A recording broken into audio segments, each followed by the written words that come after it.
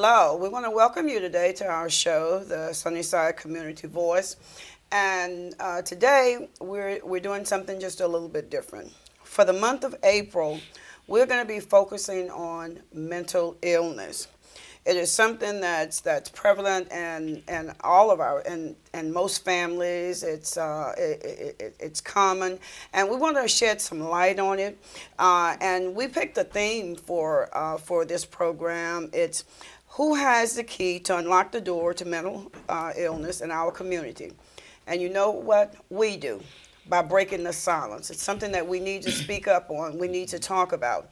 And today we on our show, our guest today on the show, to my right we have Pastor James Nash, who is a familiar face on the show. Over in the Sunnyside community. To my left, we have Lillian Ortiz, and she is Director of Public Policy and Government Relations for MHA, which is Mental Health America of Greater Houston. And then we have our good friend, Robin Bennett, who is CEO of Robin's Haven of Hope. And today we hope we shed some light on something that I'm told 1 in 5 Americans are diagnosed with mental illness. So we're going to start out by letting Ms. Ortiz talk about her organization and what their organization is all about. Ms. Ortiz? Okay, well, thank you, and thank you for the invitation today. Thanks for being with us. Well, Mental Health America of Greater Houston is an affiliate of Mental Health America. We have a national office, we have a state office, we have affiliates throughout the state and around the nation. And we are dedicated to advocacy and education work on mental illness issues. And so we go out and we do everything from trainings for professionals, for teachers, for anybody who's interested in learning more about mental illness. And we also do advocacy work in the community. So a lot of what I do is I work with our elected officials, our community leaders to try to influence policy to make positive change so that people with mental illness are able to access services, they're able to get the information that they need. And so we just have a lot of different projects going on. And right now a big part of my focus is focusing on the Texas legislature because right now they're in session.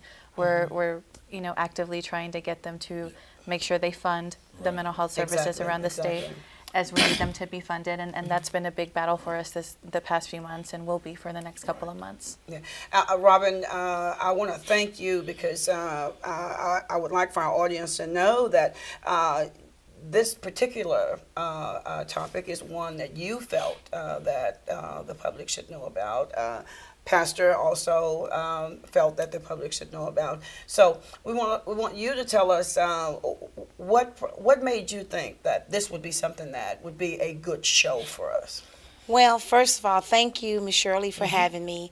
Thank you, Lillian, for coming with me and speaking out on mental illness. And second of all, and most of all, thank you, Reverend Nash, for having the passion to speak up, stand up, and talk about mental illness and to help us to break the silence.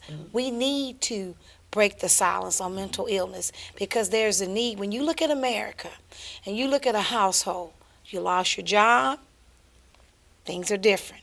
Your children, things are different there. What they're going through the schools, the bullying system, as Lydia and I were talking about.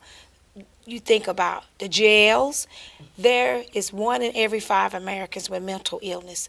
This affects anyone. It has no address, it has no names, no nothing. I want to remove the stigmatism from this. That's what made me do this because so many people are suffering silently because they're ashamed. I don't want anyone to know that I went here, I did this because there's cruel adults, there's cruel children, and they use those tactics to make you feel bad. I will use myself as an example, what happened to me in my life with my hands.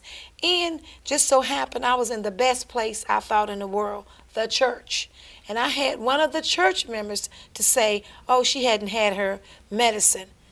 Well, I said to myself, and you need some too. So God be with you. We have got to just stop the madness, the name calling, and you're killing people when you call them names. You make them feel bad about themselves. So if no one breaks the silence, then nothing happens. One voice, maybe 5, can change your whole life. Maybe it'll touch one life. Maybe it'll touch 10. But I must break that silence. Oh, yes. And it's not anything that we can joke about. No, ma'am. You're so right. Kids can be cruel, and adults can be cruel too. So how many times have we heard the statement, "Oh, she's just bipolar"? Oh, just overlook that. But these are actual things. These are actual problems that are out there, Yes, and ma'am. and we need to address those issues. And I know that Pastor is also on a board, even with our prison system, with inmates coming out of prison. He's on that mental health on that board for the mental health court. So, Pastor, can you enlighten us a little bit on what you're involved with as far as the mental health is concerned? First of all, I want to thank Robin and especially Ms. Ortiz. And what I would like to do is really give her a lot of time because she's the expert guest on here that knows more about this mental health. And certainly it's a big issue, especially with them talking about cutting the money back. And certainly that's an area we do not need funding cut back in because there are so many people that really need, the courts need funding. And I want her to tell us, we want her to talk to the audience because she knows more about mental illness than any of us, and I want to express my gratitude for her coming on this show because not only that, she has a lot of support in her group mentally and her program, but she also has such a pleasing personality. Yes. And we need people like that. Yes, so yes. she has a lot of information. We're going to let her talk. I'm glad. Thanks for coming on, okay? Well, thank you for having me. There's just so much you can tell. Talk to us a little bit about MHA. You've told us what you all can do. I went online because I have to admit that I was not familiar with your organization. But last night I spent some time reading about all that you do and how we can how people can get involved. So talk to us a little bit about, let our audience know that there is a way that we can all help in this, help your group with this matter. Well, a lot of what we do is we really get out there and try to bring this issue to light. And we try to talk about mental health issues and wellness, and we try to also support other people in the community who are providing the services. We don't do direct services. The most we do is that we do information and referral. So if you need help, you can call us and we can help you figure out where you can go. That's good. Because that's a huge part, a huge need in the community. But my job is really, and my colleagues' jobs is really to go out there and support the services that are being offered, maintain access. So what we really need from the community is for the community to be vocal, to stop the stigma, to say this is something that can happen to anybody in any family. When you have a family Exactly. member or a friend who's going through this, you have to offer support. You have to be there for them. No name calling, Exactly. No stereotyping, and just helping the person get access to the professional treatment that you need. These are illnesses like any other conditions. You don't tell somebody with diabetes, "Oh, just get over it." Oh yeah, Snap out of exactly, it. Exactly. And unfortunately, we still have Exactly. that in a lot of our communities, especially minority communities, where a lot of times because of whatever we've been taught by our families or the people around us, we think, oh, it's something they can just get over. They're being dramatic, that they can't control Exactly. themselves. And I've been in Exactly. situations where people, will say, well, there's no such thing, no mental illness in my family. Oh, but my grandma or my mother couldn't get out of bed for 2 months at a time. And then you start to educate people. So a lot of what we need the community to do is to talk about it openly, but also, especially with what's happening right now, what the pastor mentioned, talk to your elected officials, Exactly. the community leaders, because we are facing some very serious cuts Right. to the public mental health system in the state. It's happening across the nation. People are losing access. And what happens if somebody can't get the access to services that they need? They decompensate. They end up on the streets homeless. That's right. They end up in jail. They end That's up in right. prison. They end up in the emergency rooms. We're already seeing that. Texas is already, depending on what study you look at, a new study just came out a few weeks ago that says we're back to being 50th in the nation Oh, yes. for mental health funding. We go back and forth between 49th and 50th all the time. What does that say about Texas? Where are your priorities? Exactly. And right now, we have about 8 times more people in our prisons with mental illness than we have in our hospitals. Wow. So that, the Harris County Jail is the biggest provider of mental health services in the state. So that just tells us right now where people end up when they don't get access. So we really need people to mobilize. Call your state representatives, call your state senators. We've got some great champions, one of which is Representative Garnett Coleman, who we all know. He is fighting tooth and nail at the Capitol right now to keep things funded the way they need to be funded. But we need people to still call, especially their senators right now, because now they're going to pass their version of the budget and say to them, mental health issues are important. You can't defund this. Yes. We're facing about 20% cuts in community mental health services for adults and children across the state. That's a lot. That's a lot. But I would like to ask this question. It's for the Harris County Jail.